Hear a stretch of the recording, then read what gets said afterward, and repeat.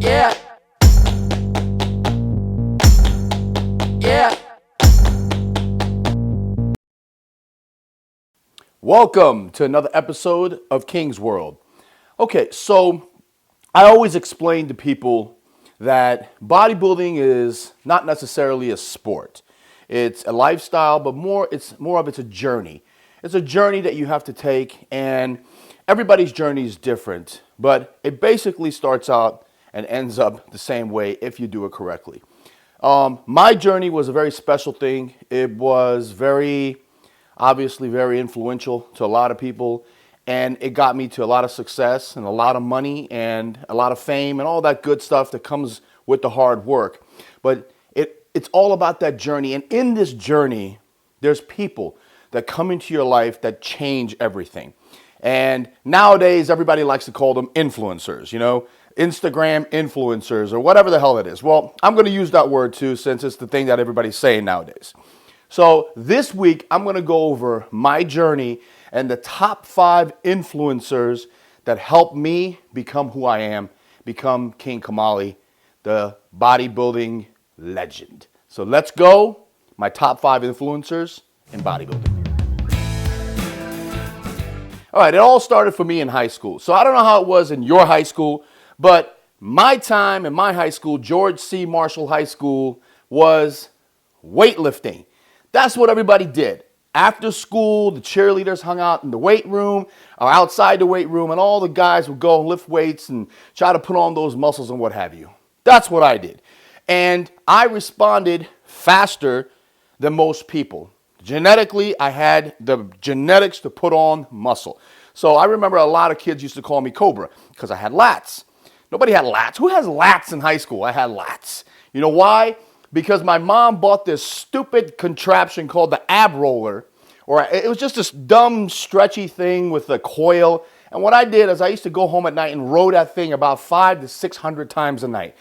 Rowing got me lats. So I got the nickname Cobra, and then from there, weightlifting, the gym, it was an addiction, and we kept going. So once I was a senior in high school, my locker was full with bodybuilders, Phil Hill, Lee Haney, Lee Labrada, Kevin Levrone was coming up, Flex Wheeler was coming.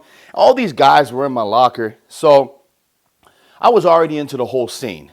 But it was the first gym that I joined, which was Tysons Olympia Gym. You guys want to talk about hardcore. I mean, even till this day, I think that there's only a couple gyms out there, like Temple Gym in England or Metroflex in Arlington, Texas. Those are hardcore. This was just like that. I mean, the characters in this gym, Cacciatore, Mondo, Pineapple. I mean, these guys, Big Walt, these guys were all characters. And just imagine me walking to that and seeing this world and seeing these monsters with their personalities and their hip bags and their baggy pants. I was just mesmerized. And I was like, this is what I want to do. So I joined Tysons Olympia Gym. And the manager at the time was a gentleman by the name of Jimmy Bryant. Jimmy Bryant took me under his wing after he smacked me around a little bit. Why? Because the first day I joined the gym with my buddy Steve Rapalda, we were taking off our shirts and lifting. I mean, who lifts without their shirt on in a gym? We were the douchebags that did it. He pulled me aside. Jimmy kicked me out and he goes, "You can't come in here and act like that." I went back the following day and I apologized to him and I said, "I'm sorry. That's just the way we are at our school. We can take our shirts off in the weight room of the school." But he said, "Listen, I see some potential in you. Why don't you come and do what I tell you to do, listen to me, and everything I say, you just say, 'Yes, sir,' and we go from there." Well, I did that, and Jimmy became my mentor. He showed me everything. He became my first training partner. He showed me the ins and outs of lifting weights and what's bodybuilding and how to attain the pump and what's squeezing and all that stuff at the very beginning. It was Mr. Jimmy Bryant. He introduced me to the whole world. We actually, I competed at my first show, the AAU Mr. DC, and Jimmy was there. He actually won the show, and I got second in the teenage class to, well, believe it or not, to Amin Alli, who is Amin's brother. And that's when, I was devastated at second place, you crushed this and that. And, so then that's when Jimmy pulled me aside and said, you can't just rely on your genetics. You got to work hard. You got to diet. It's about conditioning and all that stuff. So Jimmy Bryan, he showed me everything. Unfortunately, Jim had a defective heart, and it was a genetic, it was something genetic. We couldn't do anything about it. He passed away very early. It was devastating, and I will always hold him in my heart as my first trainer, my first mentor, and he was, he's the guy who laid the foundation down for King Kamali to go to that next level. So rest in peace, Jimmy. Miss you a lot, bro. The second influencer, Mr. Amin Alli. You guys know Amin now. I had him on the show. We've talked a lot. Amin, after the first teenage show, he came to me and said, hey, look, my brother beat you, but you have the potential like I've never seen before. Let me teach you the science of bodybuilding. And that's where Amin comes into play. Amin taught me the science. Insulin, anabolics, androgens, depletion, sodium loading, everything that has to do with the basics, ABCs of the science of bodybuilding. Amin gave me that knowledge. He took me under his wing, and we went and we did the 1994 Collegiate Nationals. And guess what? I walked out with the overall, became Collegiate National champion, and that was the birth of the Terminator. Did my first Terminator routine that night. Amin, you're the master blaster. That's why I call you the mad genius, man. He's the mad scientist. Amin Alli, second person that changed my life. All right, the third influencer that came into my life, the master, Mr. Chad Nichols. All right, the story of Chad. I basically won every show I ever did. Was winning one show after another, overall after an overall, until I went to the Nationals. I went to the Nationals, and I got 13th my first time out. Devastated. Didn't understand why. Worked my ass off, blah, blah, blah. Took another year, went back, got 7th. Again, devastated. Didn't understand what was going on. Why am I not beating these guys? I'm better than these guys. Just really, really messed up. While I was there and I got 7th, I was dating a girl at the time, and she said, hey, look, we were in the expo, and she goes, there's Chad Nichols. I was like, oh my God, that's Chad Nichols, and that's Kim Shevesky, Miss Olympia. Oh my God, oh my God. She goes, well, go talk to him. At that time, folks, there was no such thing as gurus. There was only Chad Nichols. He was the God. He was the man that had Ronnie Coleman, Nasser Al Masri, Chris Cormier, and Flex Wheeler. These were his clients.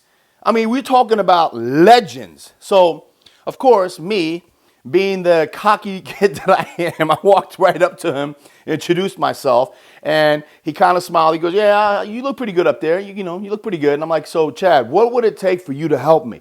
I just don't understand. Maybe I don't get the last few weeks. Please help me. So he said, you going to the Arnold Classic? I said, sure, of course, I'll go to the Arnold. He goes, all right, show up at the Arnold at 300 pounds, and we'll talk. And I said, what? He said, yeah. And then his wife, Kim, I love her to death. She's giggling. He goes, yeah, show up to the Arnold at 300 pounds and we'll talk. Guess what, folks? I showed up to the Arnold Classic at 305 pounds. 305 pounds.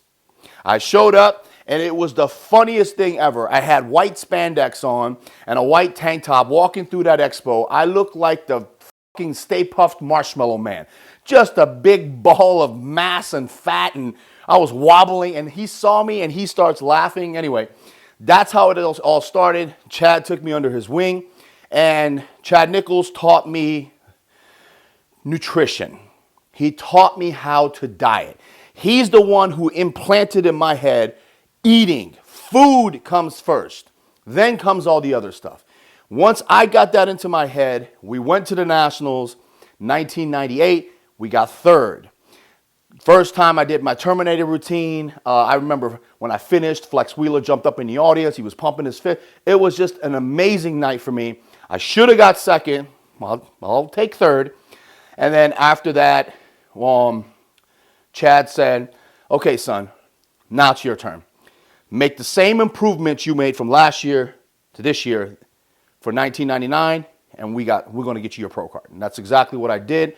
When I got home from the Nationals, the next day I started my prep for the next Nationals. That's how insanely dedicated I was. The next day I started my prep. What happened? Showed up 1999, crushed, got my pro card, became national champion.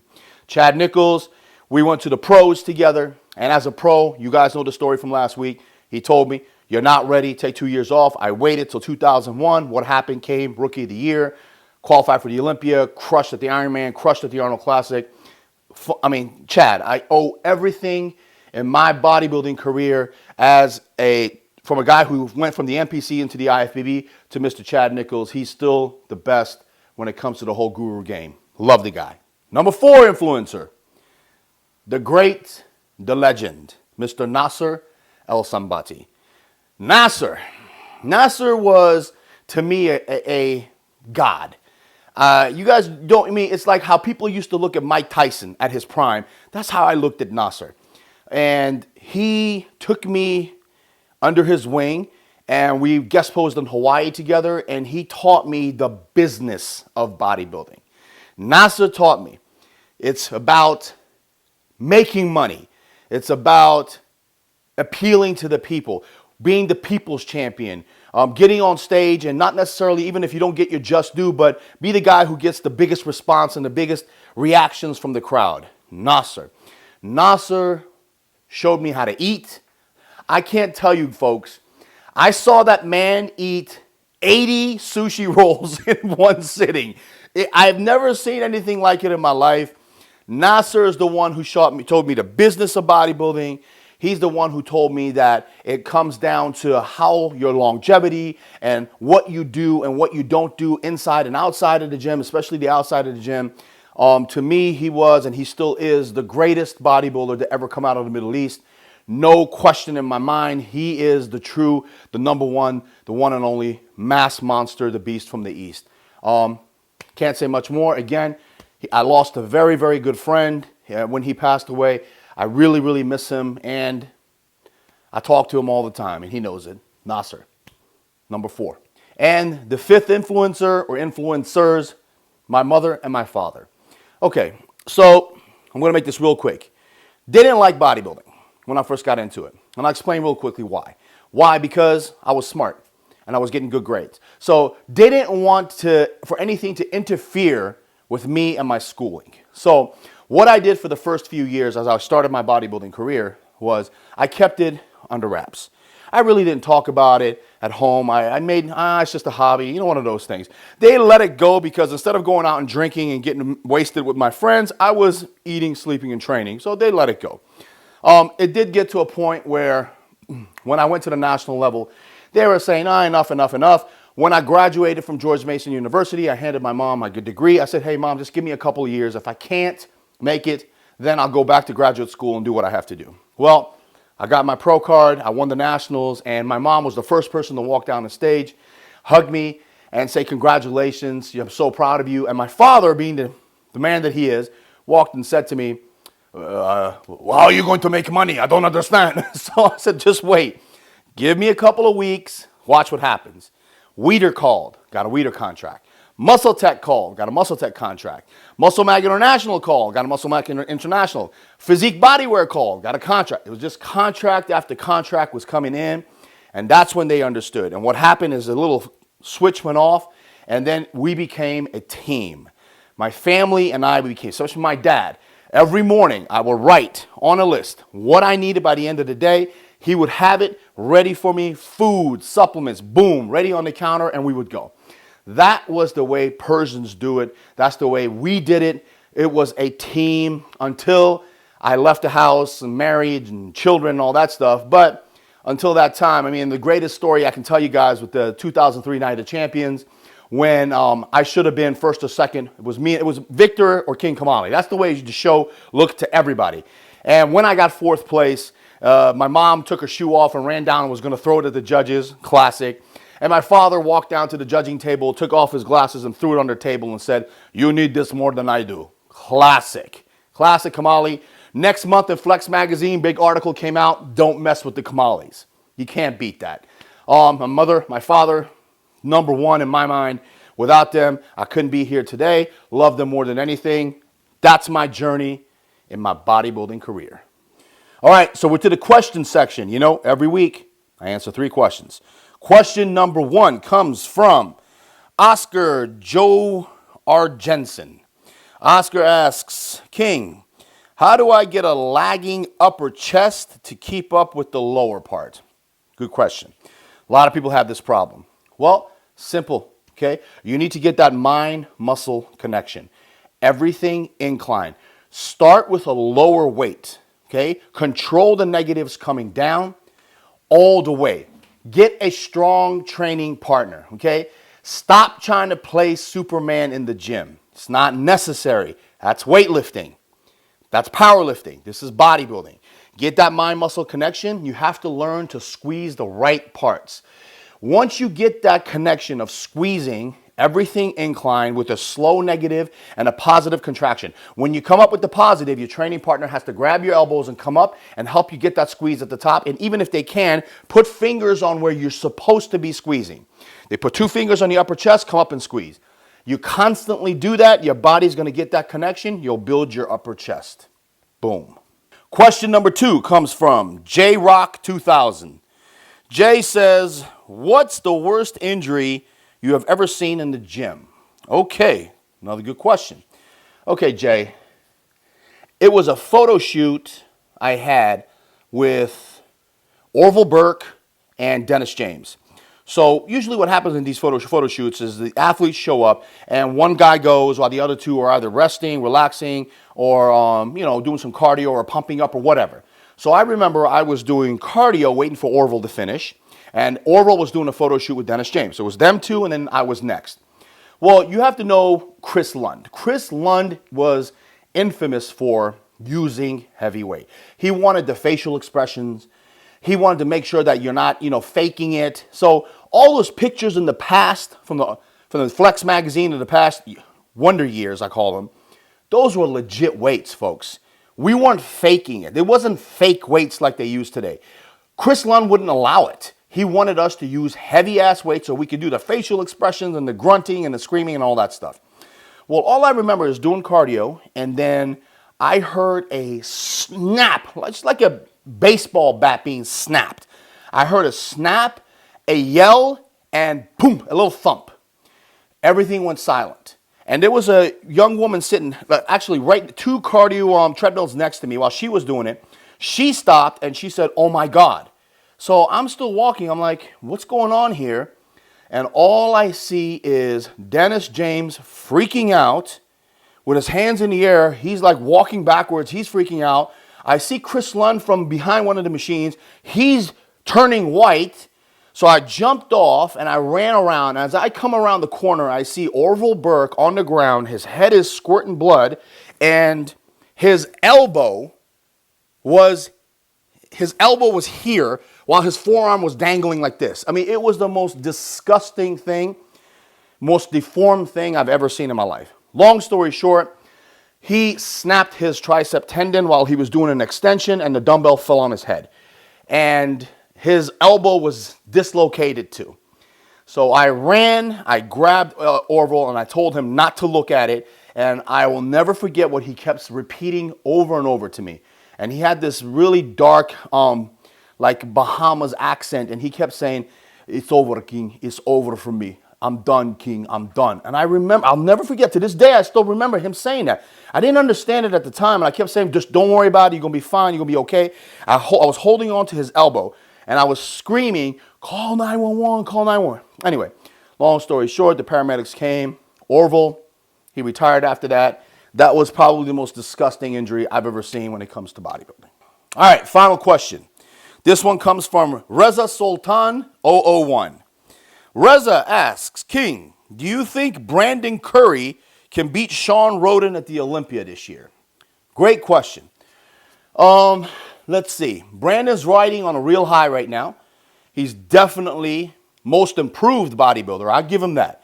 Can he beat Shawn Rhoden? Absolutely. Shawn, first of all, real quick, for all you people out there, don't look at Shawn right now, okay? Shawn Rhoden is one of those guys who grows into a show, and believe me, he'll be ready. He'll be shredded, and I'm sure Chris Aceto is going to have him shredded and ready for the show. So don't worry about what he looks like right now. Can Brandon Curry beat him? Absolutely. But there's an asterisk. only, and this is my opinion, I think Brandon Curry can beat Shawn Rhoden only and only if he leaves Oxygen Gym and goes with Hani Rambod, George Farah, Chad Nichols, Milo Sarcev, any of the top gurus. If he stays at Oxygen Gym, he's got no chance. He's not going to do it. As a matter of fact, there's a couple of Iranian trainers that if he goes to, he will 100% win the Olympia. One is Bagharzadeh. Bagharzadeh is one of the best trainers in Iran, and Samad Agha. Samad Agha is one, this guy can get a fat, pregnant sheep ready for a show. Brandon, I'm telling you right now, you have a good chance of winning. Bagharzadeh or Samad Agha. These two guys will have you ready. I guarantee it. All right, so thanks again. I love you guys. This has been another great episode. Keep sending those questions and letters. I love it. Next time we're gonna have better guests. And until next time, I love you guys. Peace.